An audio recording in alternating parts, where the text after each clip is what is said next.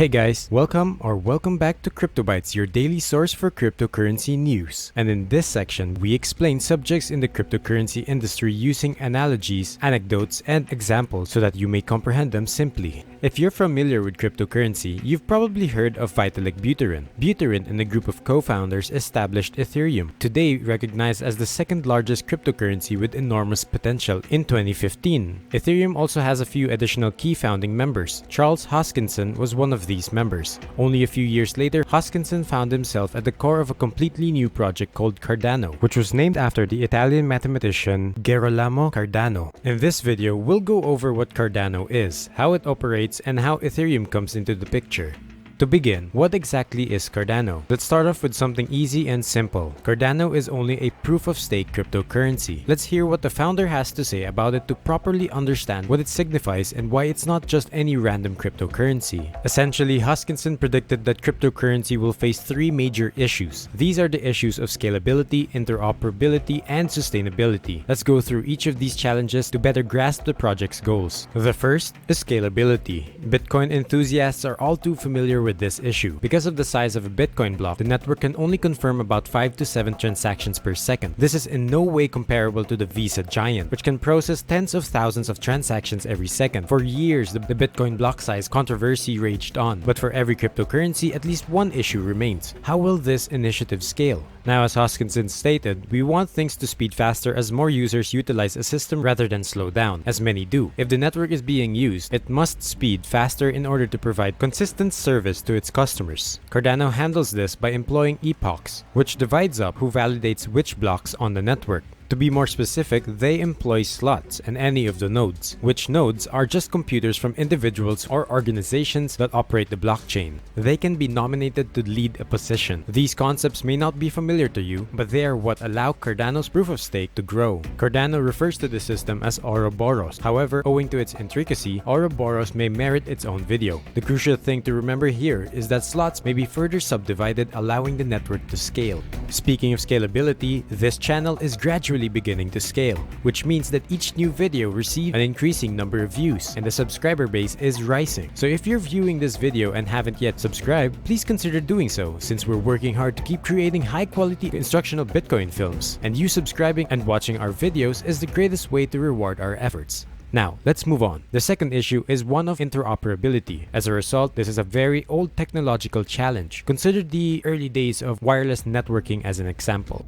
If you've ever tried to set up a wireless network in your home, you're aware that you must connect your devices to a router in order for the signal to reach your device. But what if your Apple iPhone was only capable of connecting to Apple routers? It wouldn't be very beneficial if everyone had to buy the same gear from the ground up and from the same brand for everything. In fact, the United States government would most likely consider that a monopoly. So how does Cardano ensure that cryptocurrency does not suffer from the same issue? It enables consumers to quickly connect Cardano and other cryptocurrencies that use other blockchains by utilizing the KMZ sidechains protocol.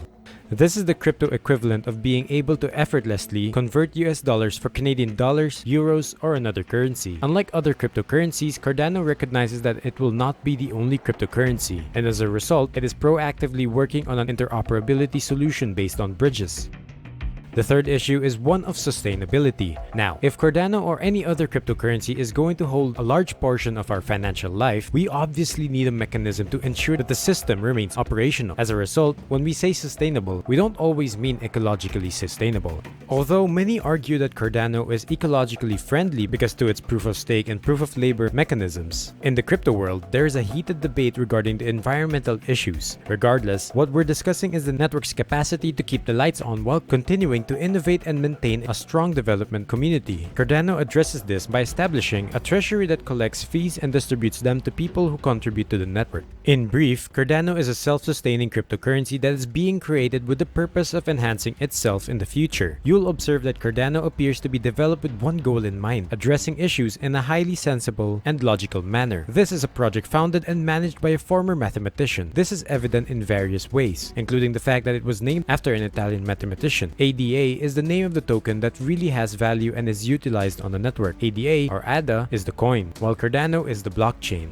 This does not refer to the Americans with Disabilities Act, but rather to the name of a woman who is today regarded as the first computer programmer, Ada Lovelace. Beyond naming conventions, Charles Hoskinson has clearly demonstrated a desire to tackle large difficulties using logical, reasoned, and problem-solving approaches. There is a lot of research being done inside the Cardano project, papers being authored, and even peer reviews to seek third-party criticism. Some may argue that Charles has a cult-like following. He does, however, frequently post live stream update logs to keep his viewers up to date. Despite Cardano's own aesthetic and branding, you may be wondering how it differs from Ethereum. So luckily for you, we're going to COVID it right now. We won't speculate on specific conflicts or personalities. However, according to the report, Hoskinson believed Ethereum should be a for-profit corporation, whereas Buterin believed Ethereum should remain a charity. Both of their desires were granted in some fashion. Buterin continued with Ethereum, while Hoskinson took a vacation and was quickly followed by a proposal. Jeremy Wood, another Ethereum co-founder, approached Hoskinson about forming a for-profit corporation to develop blockchain project for businesses, governments, and other groups. This corporation was renamed IOHK, or Input Output Hong Kong, as a tribute to the technical term and the location where it was founded. So what does all of this have to do with Cardano? The core project of IOHK is currently known as Cardano. Although both Ethereum and Cardano are smart contract systems, they differ in a number of ways. The first is that Cardano has always been a proof-of-stake blockchain. This implies that instead of solving very difficult math problems to generate currencies as Bitcoin does, they verify transactions based on how many tokens the validators stake. So if you have a lot of ADA, you may stake it and have more influence in the network than people who have less ADA. Ethereum, on the other hand, began as a proof-of-work chain but is presently transitioning to a proof-of-stake network. Another crucial aspect is that, like Bitcoin, Cardano is deflationary. This essentially indicates that there is a set amount, and in the case of ADA, 45 billion total ADA coins will be created, as opposed to a theory that mints more and more Ethereum every year. From an economic standpoint, this would imply that, all else being equal, ADA should gain in value or appreciate more than Ethereum.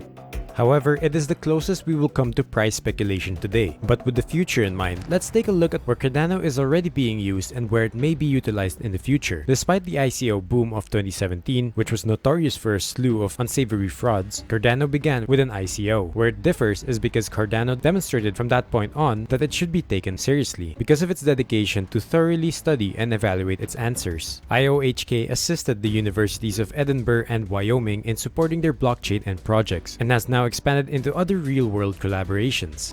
When we look at Cardano's relationship with the government of Georgia, the nation, not the state, we can see the breadth and depth of its possibilities. They have opted to construct an ID verification system utilizing both Cardano and IOHK's enterprise solution, Atala.